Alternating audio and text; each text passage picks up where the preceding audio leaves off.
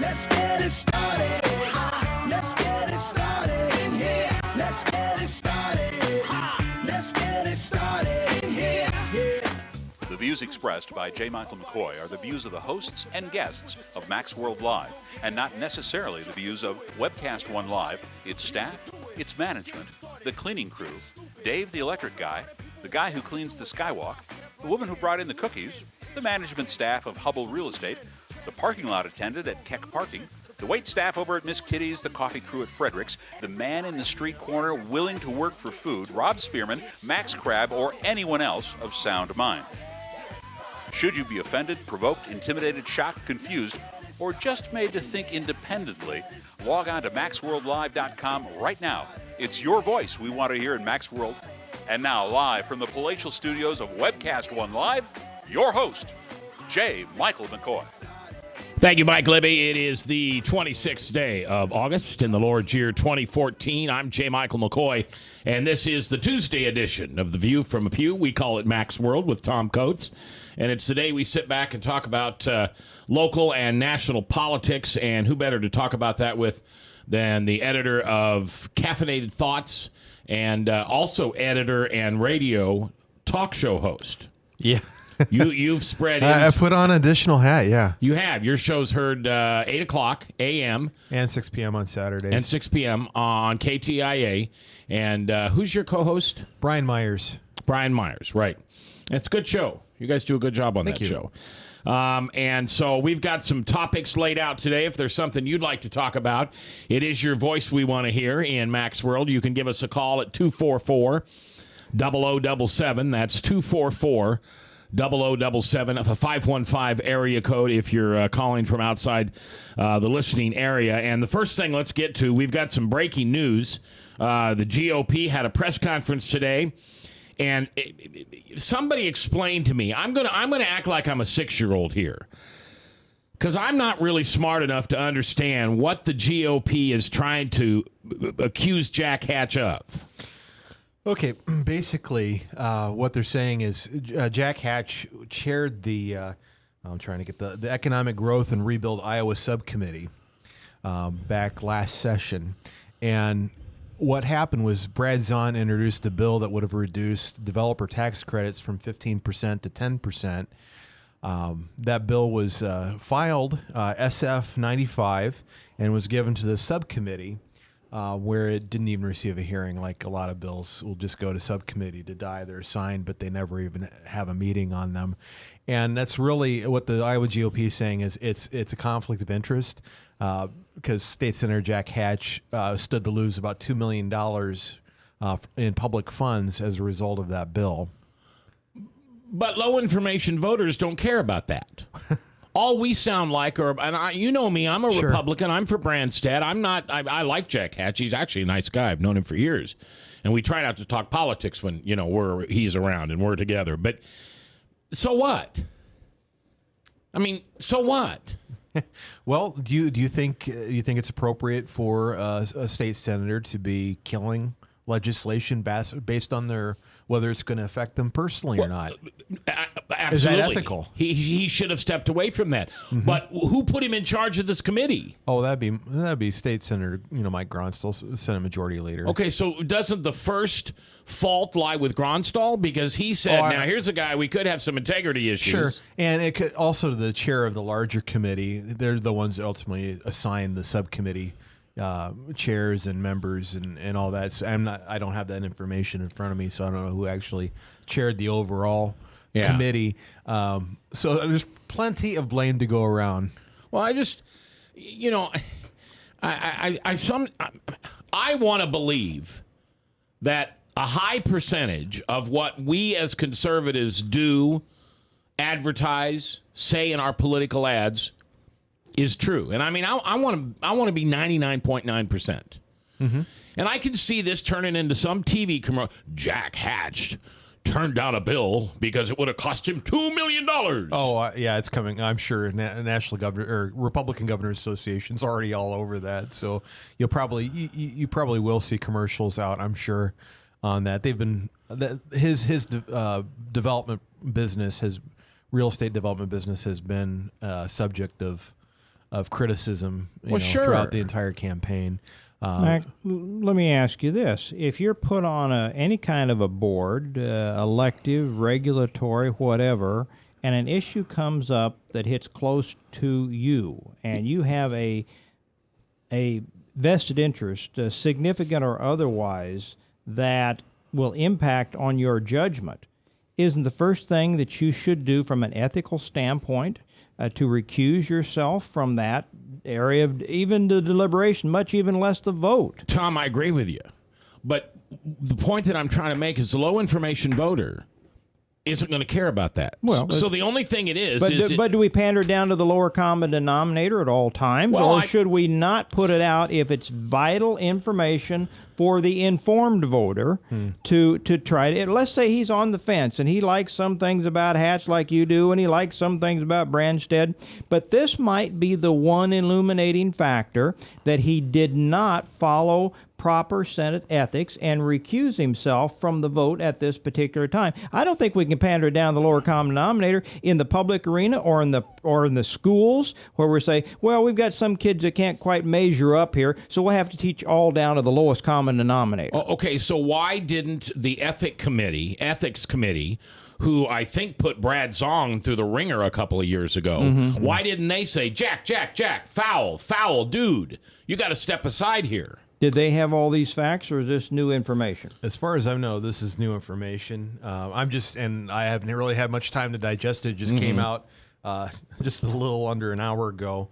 But basically, it's based on testimony from Senator Jake Chapman of the Adel, Republican, who served on that subcommittee with Hatch.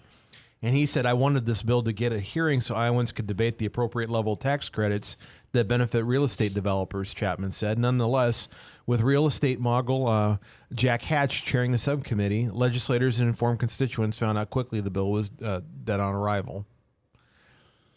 Well, I mean, Tom's right. I mean, you're right. He should have recused himself. But here, why isn't this story? Shane, I'm going to point this at you. Who was the gentleman that we had on the radio that accused Jack Hatch of using the N-word over and over and over and over? I think that might have been Senior Narcissus. Well, and there was another guy that we had on. Now, have you heard this story? Yeah, that's been out for a while. The Iowa Republican reported on it, Okay. and it was I want to say and forgive me if I'm incorrect, but I want to say it's Representative Jake Heifel who said he overheard Hatch using that language. Why isn't that the commercial on TV that we're running? Probably because that's not. Well, for one thing, I see that Republicans don't want to do, and I credit them for it, is we don't want to play the race card. We don't want to. If you have video footage, yeah. If somebody had like they did with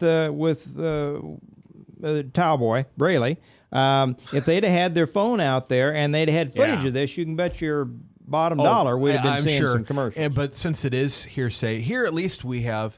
Well, somebody would say, well, it was Jake Chapman's word against Hatch. It's verifiable. Senate File 95 assigned to Hatch's subcommittee did not receive a hearing. Okay, those are facts you can. I prove. I said something to Shane before you got here, Tom. I said I really honor and respect guys that write about politics. Because I'd last just moments in that boiling water until I'd start screaming. Because I don't care if Jack Hatch doesn't look at that bill. I wouldn't expect him to. He's a Democrat. He's greedy.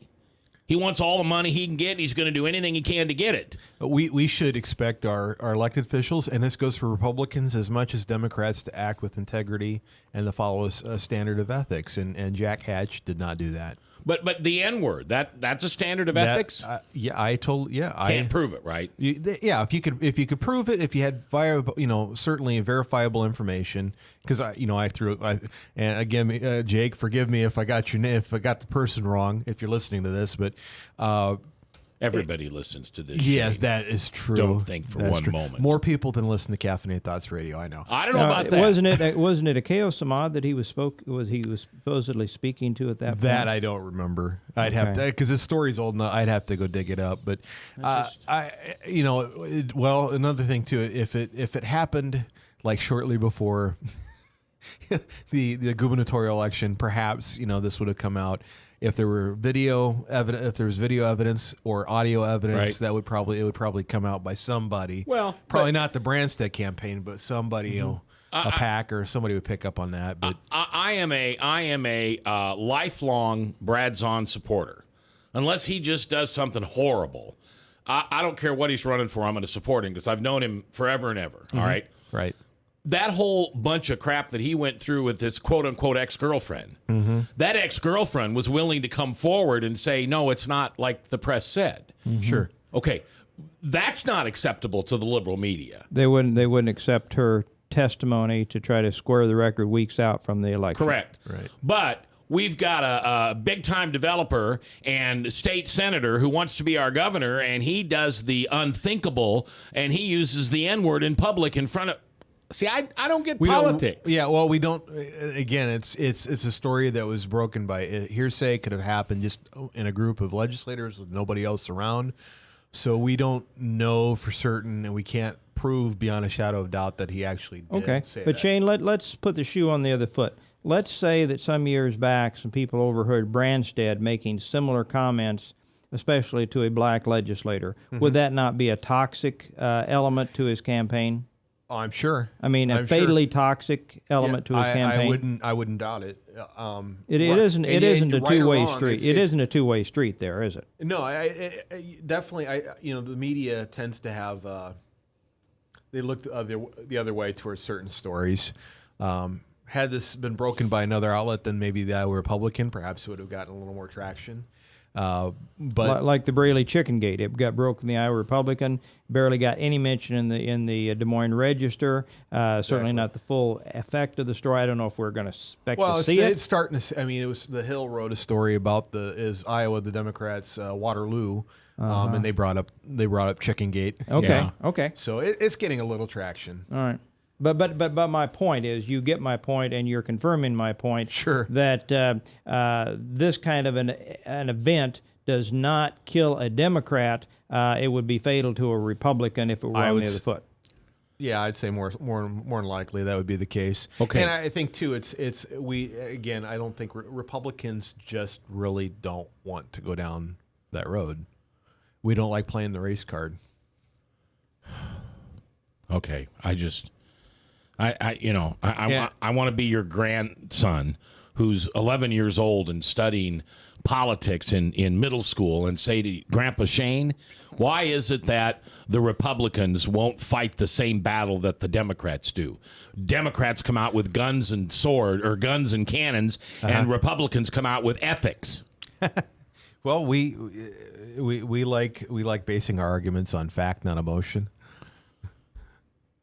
I agree. Okay. I don't know if that's going to change. I mean, there's some folks that are trying to change the way conservatives, in particular, approach political campaigns and the way we message ourselves and try. But I'm not sure I want to go beyond. Certainly, we need to learn to speak to different groups in a different way. But I think we need to come up with. The Republicans need to be a party of ideas. They need to be a party of facts. They need, even if we lose over and over and over again. Well, you certainly need to make sure you're messaging right. But I think if we're just constantly throwing bombs based on emotion, that's not the direction we need to go. Okay, I agree with you. Sure. You know that. Emotions aren't the way we want to go, but yet we've been focused with the national media on a little event that happened in a suburb of St. Louis to the point was where the young man's funeral was carried live on CNN and visited by 3 White House people, and at the same time a beheaded American is buried and there's no one there from the White House. That's I think it's ridiculous that, first of all, just backing up a little bit, President Obama has set new ground as far as presidential involvement in the stories like this. We've never seen a president weigh in on local events. The amount of times that President Obama has. Shane Vander is here. He's Caffeinated Thoughts. We'll continue this conversation when we come back on KTIA, Iowa. From the RE/MAX Real Estate Concept Studios, this is Webcast One Live.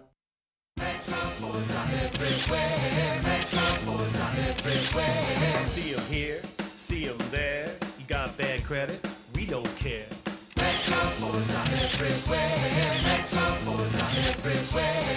Visit emetroford.com for your guaranteed credit approval. Good credit, bad credit, no credit. Everybody drives with guaranteed credit approval at emetroford.com.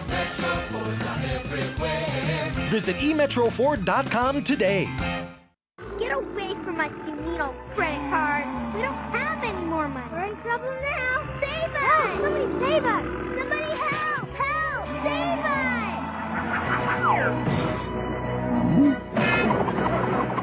Hi, I'm Tom Coates from Consumer Credit of Des Moines. If your credit card's a little too animated, give us a call.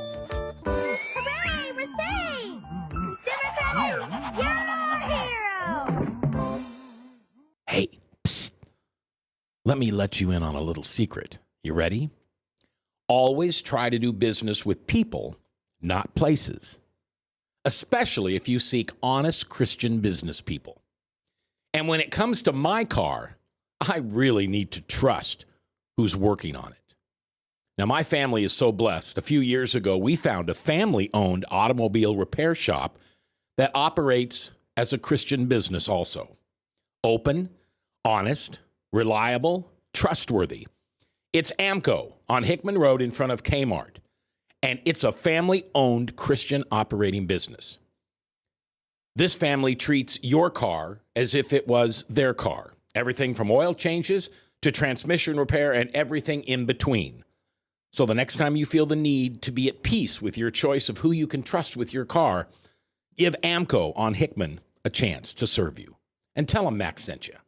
If Tom Coates from Consumer Credit of America was your personal webmaster, Tom would filter out all bad debt emails. If Tom was your mailman, you'd never get. If Tom Coates was a lineman, he'd block any phone calls offering to reduce your credit card debt. Hi, I'm Tom Coates with Consumer Credit of America, and we're still your best choice for credit counseling. We're local, we're accountable, and we can do more. You make the call when the time's right for you. When it comes to competition, there really is none for Consumer Credit of America.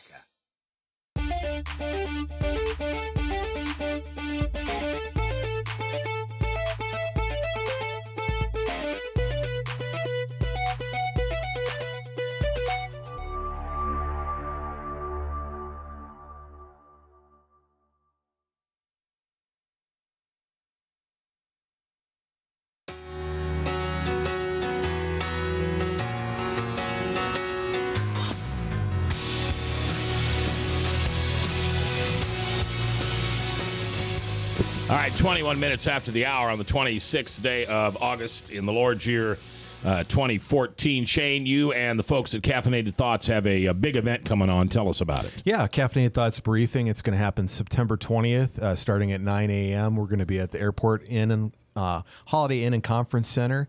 We're bringing some guests in. We have Jan Michelson's going to be speaking. Steve Lonigan, he's the former U.S. Senate candidate in New Jersey. He ran against Cory Booker in the special election after their incumbent senator died. He's going to be speaking on monetary policy. Dr. Calvin Beisner of the Cornwall Alliance for the Stewardship of Creation is going to be coming to talk, and he's going to be discussing the green agenda, in particular the greening of the gospel. This event's we're gearing it towards conservative Christians, even though anybody's welcome to come. Sam Clovis is going to be there. Jennifer Bowen of Iowa Right to Life will be speaking. Jack Whitford's going to be speaking about the state budget. I'm going to be there, obviously. And I might be talking about Common Core, just a guess, Sure. It's going to be, again, at Airport Holiday Inn and Conference on the south side. Brand new. Yeah. We're hoping their renovations are all done by the time we. Well, I think they are done. I haven't been down there in a little while, so. No, they had a. What did they have? Anyway, they had an event about 2 weeks ago, and it's all done. Okay, great. But Lowell sent me an email just yesterday on an open house they're going to be doing, so I think it is all done. Yep. Place, time. You've given us the place, date, time, and how do the you can register tickets? Yep, you can register going to caffeinatedthoughts.com and click on the Caffeinated Thoughts briefing link at the top of the page, and they'll take you to our registration page. Okay. And again, what's the date on that? That's September 20th. Okay. That's a Saturday, 9 a.m. to about 5 p.m. ish. Okay. Shane Vander, our guest from Caffeinated Thoughts. He also has a radio program on this very station, 8 o'clock a.m. on Saturday, and then 6 o'clock p.m. It's a repeat, right? So yes. If you don't catch it in the morning, you can catch it in the afternoon. And we also podcast it from caffeinatedthoughts.com as well. Okay, good. You have pictures like we do? Cameras? No. That's probably a good thing, actually. I've got a face for radio. That's what my wife tells me. Yeah. So I don't understand this obviously, whole Tom webcam has thing. a face for TV. Yes, he does. You see it all over the place. I like your new commercial, by the way, with the babies. Let's give me a plug. Yeah. I got baby. I've got 7 grandkids. We got them in the 2 new commercials. Yeah. For Awesome. Consumer Credit. Yeah, I like that. Is that Frank? All right, let's put our headphones on. Here comes Frank. All right. The voice is on the phone. Frank, you're live in Max World. What's up? Now, that's the kind of welcome I like. I know you like that. Hey, I was, well, first to Mac. I don't think you necessarily agree with Jack Hatch's politics. You just like him as an individual. No, I don't agree with his politics at all. I don't agree with him at all. But I like him as an individual. I like what he's done for Des Moines. And quite frankly, I think it's a cheap shot on the part of the Republicans to try to make a big issue out of the fact that he didn't let a bill get discussed because he could have lost some money on it. The shot that ought to be taken is to Gronstal, who never should have put him in charge of the committee and should have immediately, as senior management up there, I know senior leadership, I guess, majority leadership, should have said that bill doesn't need to be in front of Jack Hatch. Jack, if Jack can't make that decision, because it was about $2 million. If Jack can't make that decision, then I'll make it for him. But nobody's got guts up there on the Democratic side. And Shane, I know the Democratic playbook backward and forward. And I don't know why this comes as a surprise to any Republican. I mean, Harry Reid made allegations about Mitt Romney not paying his taxes, and that was news from an anonymous source. But I wanted to mention a story by Bob Beckel. I'm sure you guys all kind of know that name. Yeah, he's on the 5 on. And he laughingly tells the story. I've heard him tell it on 2 or 3 occasions that his own mother will call him up during the campaign season and will be really shook up, saying, "Bob, are they going to take my Social Security away?" And he says, "Oh, no, Mom, it's election season. They'll give you your check right after the campaign's over." These guys run this stuff. I know it backward and forward. We're going to get the fake war on women. We're going to get the war on blacks. This thing going on in Ferguson is going to be front page news. There's a story being told about Utah that a white 20-year-old kid was shot by a other than white police officer, and it's a black police officer, and these events happen 4 days apart, but there's no news coverage of this. The media is running the agenda, and I'm wondering when the heck is Republicans going to get up to speed and start punching back with the ferocity. And then to take this even one step farther, I hear that the Democrats know their exact voters they're going after. They know these so-called independents in which they, I guess, can run almost like individual commercials to these people that they know are kind of quote-unquote undecided because of they know their television habits. Now, if they're getting it down to that refined of a method, what's the Republicans doing? Why are we doing some of the same stuff? Well, that certainly goes back to the kind of data that we're collecting on potential voters, and I know that the Republicans are trying to make some strides in that area technologically we've been behind the 8 ball on that. So we're playing catch up in that regard. As far as everything that the RNC is doing to remedy that, I couldn't tell you. I just know that's something. For instance, when I went to Right Online last summer, it's a conference put on by Americans for Prosperity, targeting conservative social media activists and bloggers. And that was something that was discussed.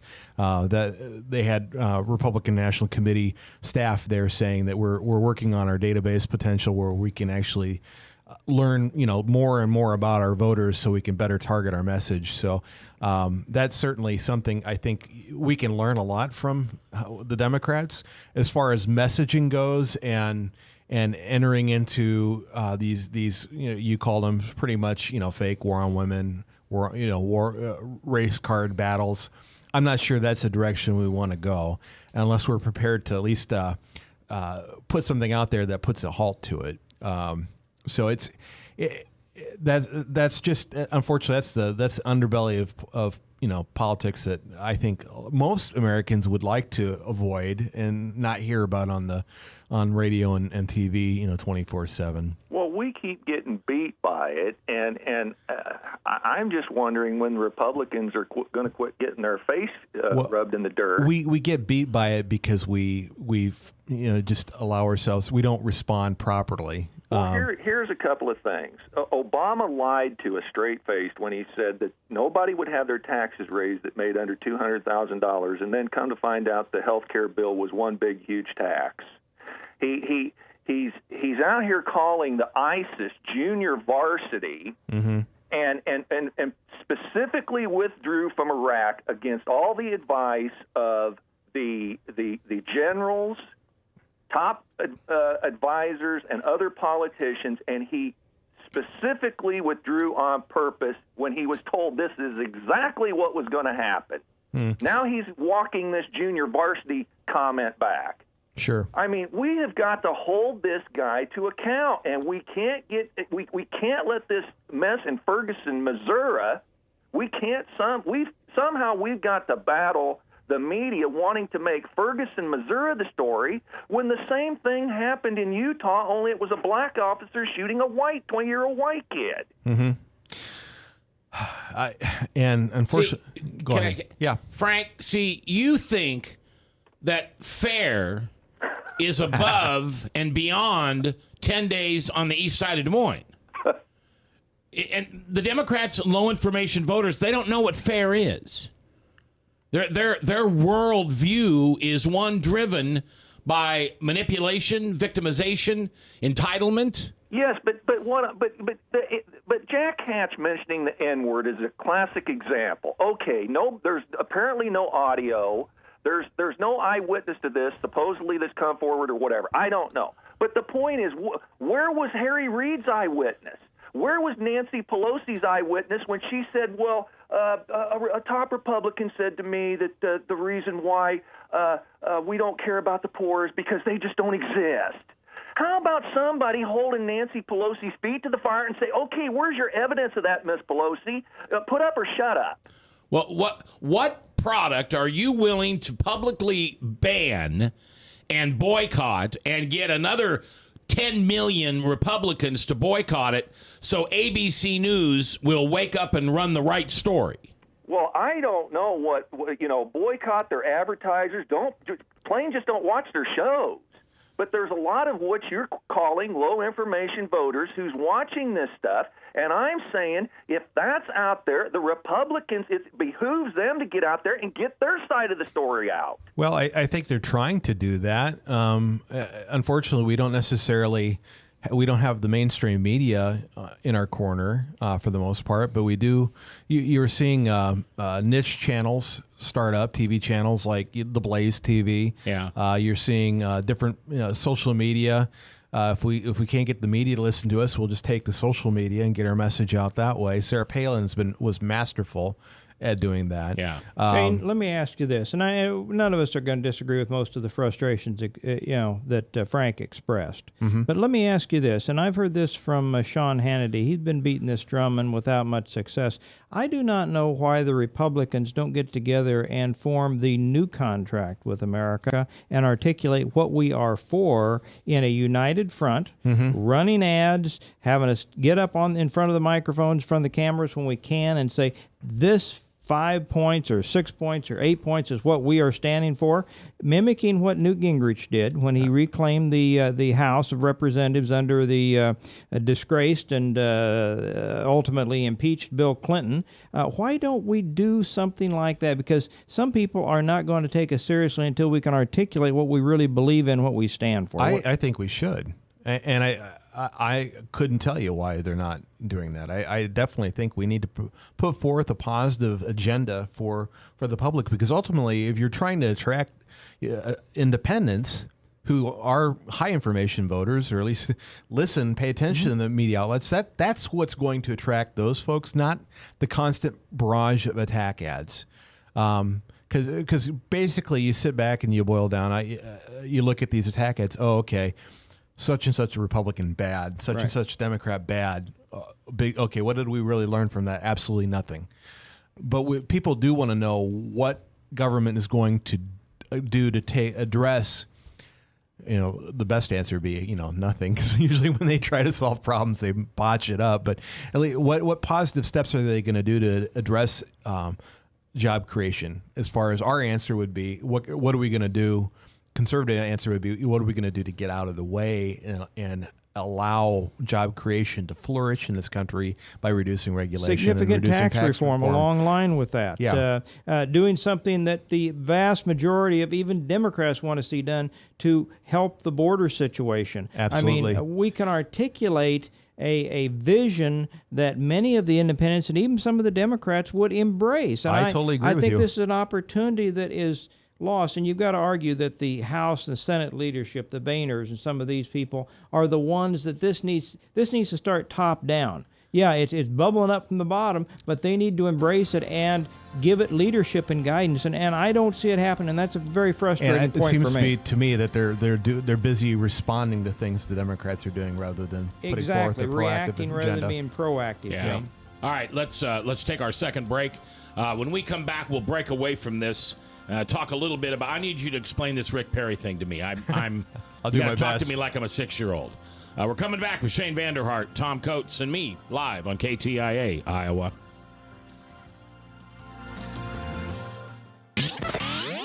From the RE/MAX Real Estate Concept Studios, this is Webcast One Live.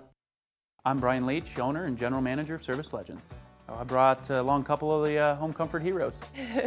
Hi, I'm Tammy Wells. I am Nick Wondershide. I am administrative manager. I am the senior technician from Service Legends. It seems like every good thing, when you feel it to the bone that it's good, there's a lot of hard work put behind it. I don't think that you can fake it and have it turn out good. If we seem like, okay, that's just weird, it's just a furnace, why would you believe so deeply in a furnace?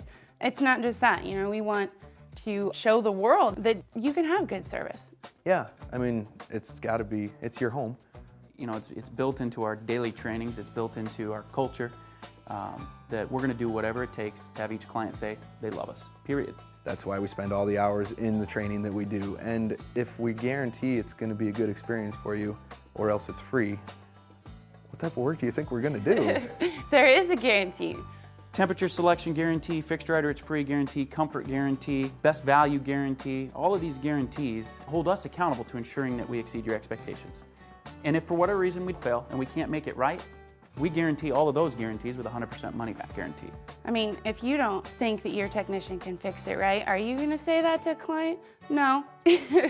You don't have to worry about having a technician come to your house. We drug test, background check all of our team members. We put safe people in your home. Each and every one of our service techs, 400 hours a year in training. You tell it the minute they walk in the door. They know what they're doing, they've done their homework, and they actually truly care about what you want. Because at the end of the day, you're the person that makes sure I have a job.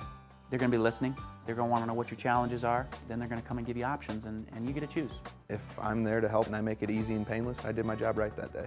Well, when it comes to your comfort, safety, and your family, You don't necessarily go buy the most expensive, but you get the most bang for your buck. Oh, it's worth it because there's a lot of people that will find a way to get it to work right now and then leave and then come back, charge you again, and the cycle just repeats itself. So when I'm out there looking at the furnace, I want to find why it failed today. How can we change the part today with something that you're not going to have to worry about?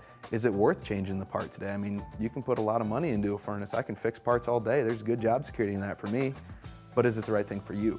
I get a lot of the phone calls of after the technicians are there. They're just in awe. They're like, wow, you guys are great. I mean, I don't even know what to say. You guys are great. Everything you did was perfect. It was great. Keep going though, I like this. Just give us a try. I'm gonna take all the risk. I've got the time to make this right. I've got the support to make it right. Just check us out. And if you don't see the value in what we do, I mean, fixed right or it's free or 100% money back.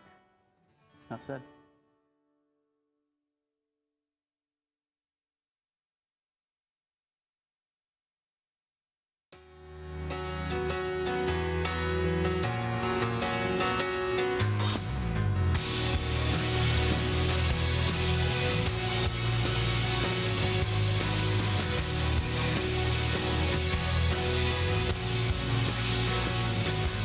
It's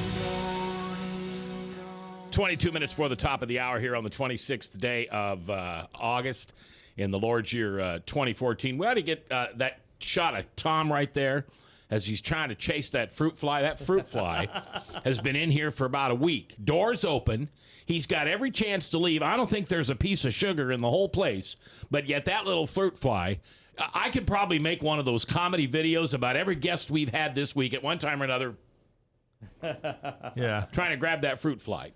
I think it's a spy for Jack Hatch. Probably. It's the NSC. All right. One of those mosquito drones, right? Yeah. Yes. Shane Vander from Caffeinated Thoughts. If you've never checked out his blog, you should. His radio program is at 8 a.m. and 6 p.m. on Saturdays right here on 99.3 KTIA. Okay. Talk to me like I'm a 6-year-old. Rick Perry, the governor of Texas, has been indicted by a grand jury. Sure. Yeah, and it's amazing. This story could end. It's fascinating to watch because usually an indictment will end a political career, but for him it could actually be a launching pad. Just kind of for the listeners who aren't aware, this goes back several months. Travis County District Attorney Rosemary Lemberg, who's a Democrat, was arrested for driving under the influence, and she blew a 0.239, 3 times the legal limit. Yes. So she was like incredibly drunk, and I've seen the video. She was also belligerent, very belligerent, yes, obnoxious. You know Treated who police, I am. Yeah, threatened the police officers with threatened their jobs, and she heads Travis County's attorney's office for public integrity. Yes, that's just let that sink in for a second. Okay, so. Governor Perry, then he's pressuring her to resign her position, as she should, based on her conduct. Well, he said, I'm going to veto about $7 million worth of funding for this office if you do not resign. He followed through on that promise. And lo and behold, they got a grand jury together, and he was indicted on 2 counts of abuse of official capacity, which are felonies. And he could actually spend, each charge is from 5 to 99 years in prison. So he's been responding to this masterfully.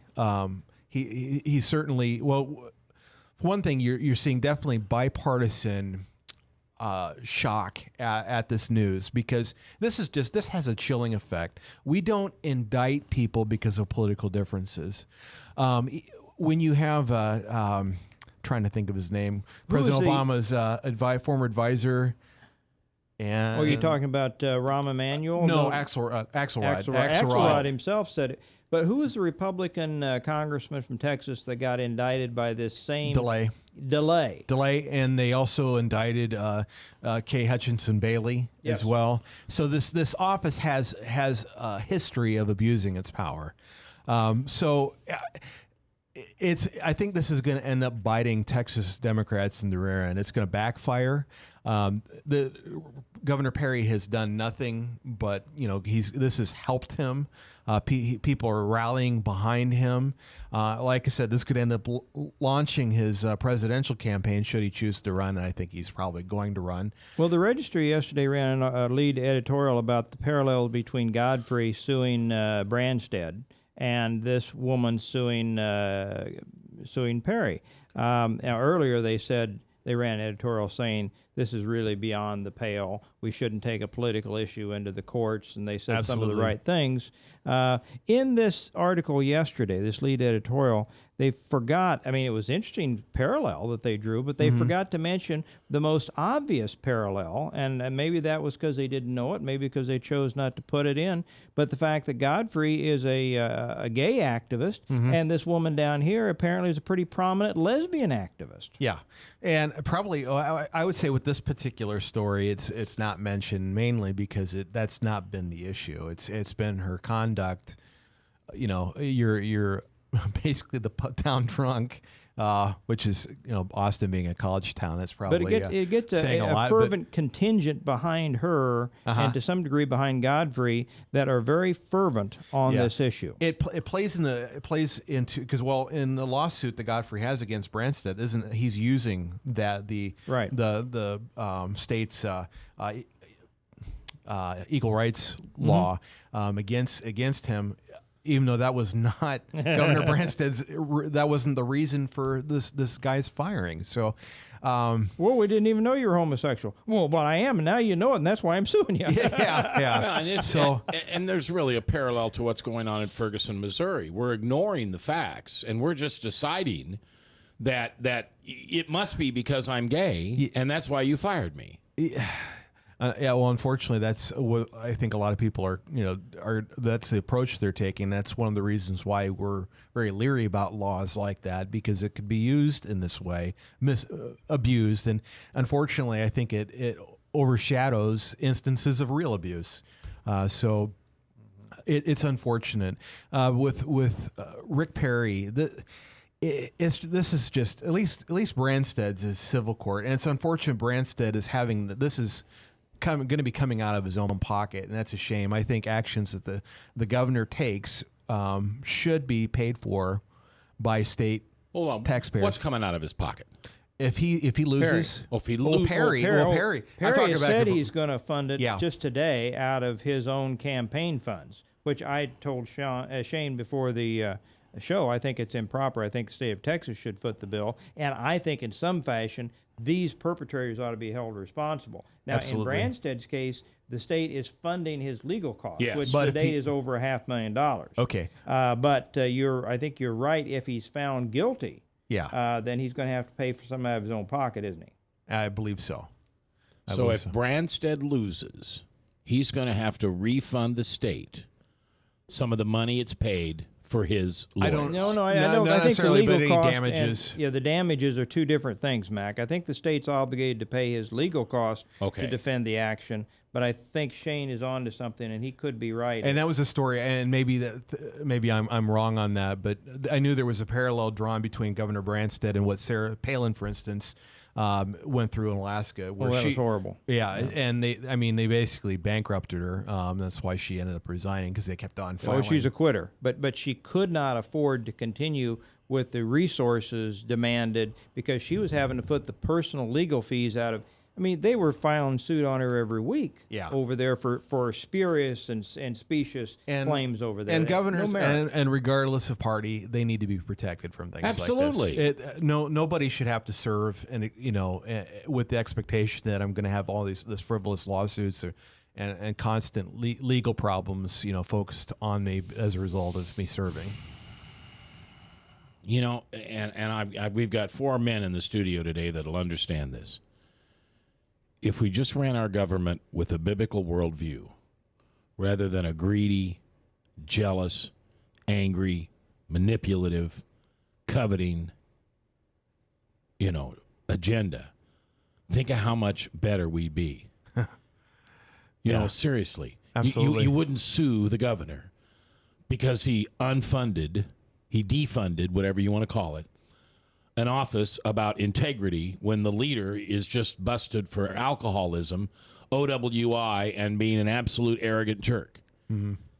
There's common sense in that, isn't there? In this room, at least, we all there would should agree. Be. And I think for the most part in Texas, there's common sense. I think Travis County might be the lone spot in Texas. Isn't that Austin? That's Austin. That's the like one liberal. That's a liberal bastion, it's an island of liberalism and a sea of generally conservative folks. Yeah, it's the colleges there, and there's a lot of musicians there. And all right, let's take our last break, and when we come back, let's try to gently unpack this ISIS thing.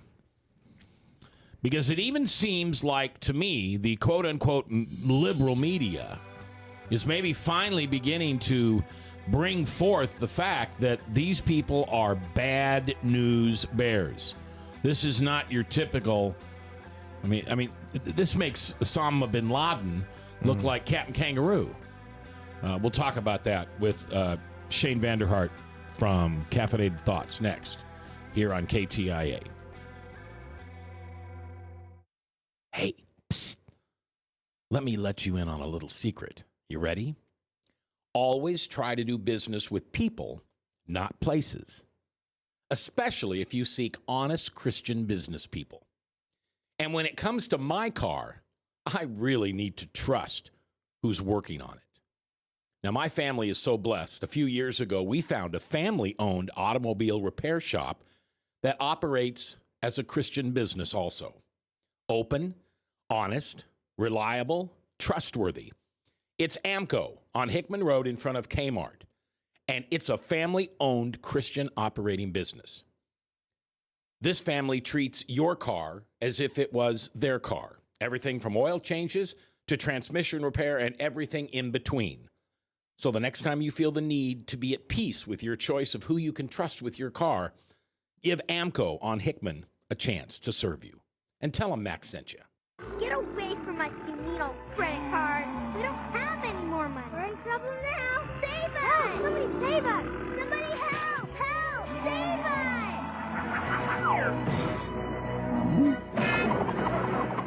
Hi, I'm Tom Coates from Consumer Credit of Des Moines. If your credit card's a little too animated, give us a call. Hooray! We're saved! Consumer Credit, you're our hero! Metro Ford's on everywhere. Metro Ford's on everywhere. See 'em here, see 'em there. You got bad credit? We don't care. Metro Ford's on everywhere. Metro Ford's on everywhere. Visit emetroford.com for your guaranteed credit approval. Good credit, bad credit, no credit. Everybody drives with guaranteed credit approval at emetroford.com. Metro Ford's on everywhere. Visit emetroford.com today. All right, 10 minutes before the top of the hour, Salem Radio Network News. And then Pastor Michael Mudloff will be in, and we will talk about, I don't know what they're talking about today, but they'll talk about Calvinism, and co-host Chris Roloff will be there, and it's always a good show. Mudloff's a good guy. West Kirk Presbyterian Church over there at about 70th and Colby Drive, just north of Hickman. All right, what does ISIS stand for? Well, it's what are they called this week? It's Islamic State. ISIS was Islamic State in Syria, and now they were called ISIL, which is Islamic State in Iraq, and then I can't remember what the L off the top of my head stood for. Now they're just going by Islamic State to keep it simple, you know. So this is a group that. Well, you know, our administration unfortunately hasn't taken very seriously.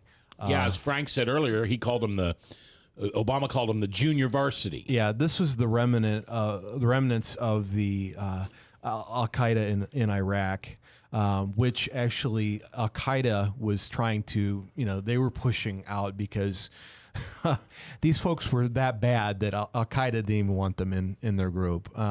They saw them as over the top and exceeding what was necessary. And I heard one gentleman on Fox News, I can't remember his name off the top of my head, but he said they were hurting the Al Qaeda brand. If you can imagine that, how bad you have to be before you hurt Al Qaeda's brand, which is already bad enough. But we can see the result. I mean, when these folks have taken over, the type of military equipment they now have access to. I mean, they've been running roughshod over Iraq. They've been beheading civilians. They've been you've had genocide go on among the Kurdish people, in particular Christians. They've got our awful. equipment. They've got our training. They've got funding. They've captured many of the oil fields. Obama said that it wasn't his decision to pull out of Iraq. Yes, sure. I know that. There was an incident happened this last week, guys. I think maybe shifted the media attention to it. It was one thing when they were after the Jews and the Christians and those that weren't measuring up over there, but it's another thing. One of their own got pulled up in front of the cameras and had his head removed. Yes. And I think it also, Chris Matthews and some of the others that have had the tingle down their legs for Obama for a long time, backed up and did some rethinking.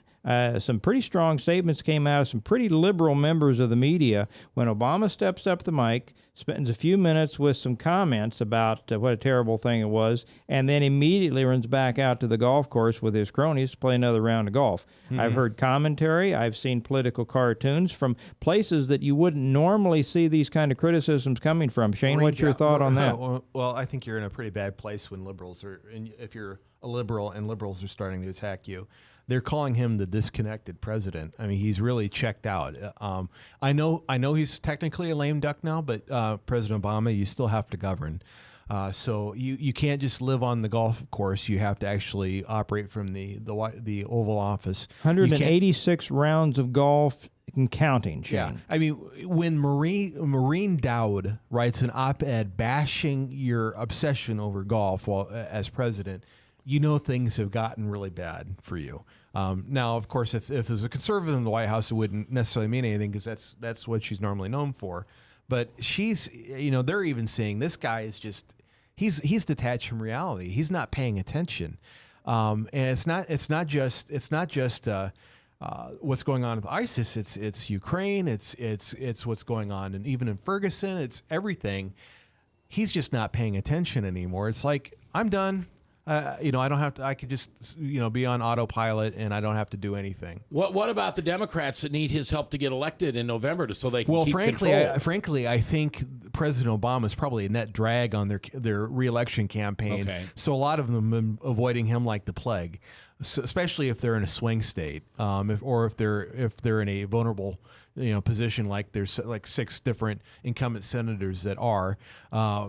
They don't really want his help, and it seems to me like he's not doing a whole lot I have to wonder if he even really cares, because he's not up for re-election anymore. What does he have to worry about? Do you think, and that's part of the argument, is he really as detached as he appears to be, or is he is this again a bait and switch? Is this an illusion of whether he really is as detached and uncaring as he is, or is that just the illusion?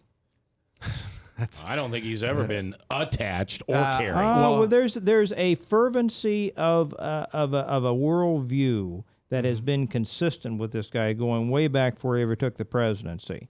Now, it was covered up and it was masked, and he was a blank chalkboard when we had the election. That fervency of ideology is still present, Shane.